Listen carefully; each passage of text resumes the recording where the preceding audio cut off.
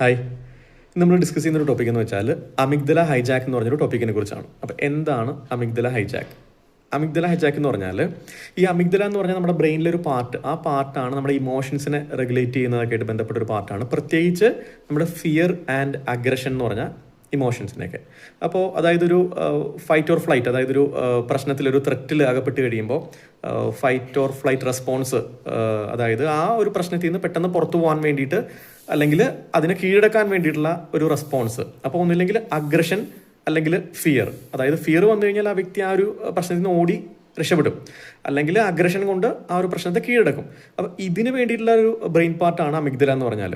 അപ്പോൾ ഈ amygdala hijack എന്ന് പറഞ്ഞാൽ ഈ ഒരു ബ്രെയിൻ പാർട്ട് നമ്മുടെ തിങ്കിങ് ബ്രെയിൻ, അതായത് സെറിബ്രം അല്ലെങ്കിൽ സെറിബ്രൽ കോർട്ടെക്സ് പോലെയുള്ള ബ്രെയിൻ പാർട്ടിനെ ഓവർ റൈഡ് ചെയ്തിട്ട് ഈ അമിഗ്ദല കൂടുതൽ ഫങ്ഷൻ ചെയ്യുന്ന ഒരു അവസ്ഥേനെയാണ് അമിഗ്ദല ഹൈജാക്ക് എന്ന് പറയുന്നത്.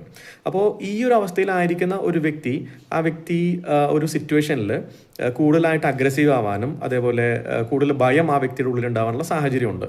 അപ്പോൾ ആ ഒരു സിറ്റുവേഷനെ വ്യക്തമായിട്ട് അല്ലെങ്കിൽ ശാന്തമായിട്ട് ആലോചിച്ച് സ്വസ്ഥമായിട്ട് അതിനോട് റെസ്പോണ്ട് ചെയ്യാനായിട്ട് ഈ വ്യക്തിക്ക് സാധിക്കില്ല. കാരണം ആ വ്യക്തിയുടെ അമിഗ്ദലയാണ് ഹൈലി ആക്റ്റീവായിട്ടിരിക്കുന്നത്. അതുകൊണ്ട് തന്നെ ഈ ഒരു ഫ്ലൈറ്റ് ഓർ ഫൈറ്റ് റെസ്പോൺസ് കൂടുതൽ ഫയർ ചെയ്തുകൊണ്ടിരിക്കും ഈ അമിഗ്ദല.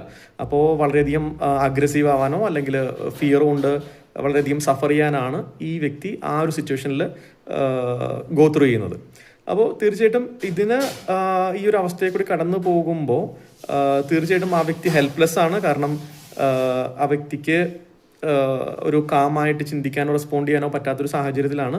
അപ്പോൾ ആ വ്യക്തി പേഴ്സണലി ഒരുപാട് സഫർ ചെയ്തുകൊണ്ട് പോവുകയും ചെയ്യും. ആ ഒരു സഫറിങ് മേ ബി മറ്റുള്ള ആളുകളിലേക്ക് സ്പ്രെഡ് ചെയ്യാനുള്ളൊരു ചാൻസും ഉണ്ട്. കാരണം ആ വ്യക്തി കൂടുതൽ അഗ്രസീവ് ആവാനുള്ള ചാൻസ് ഉണ്ട്, അല്ലെങ്കിൽ ആ വ്യക്തിയിലെ ഫിയറും മറ്റുള്ള വ്യക്തികളായിട്ട്, ചുറ്റുമുള്ള വ്യക്തികളായിട്ട് ആ ഒരു സിറ്റുവേഷനിലെ റിലേഷൻഷിപ്സിനെയും ബാധിക്കാനുള്ള ചാൻസ് ഉണ്ട്. Thank you.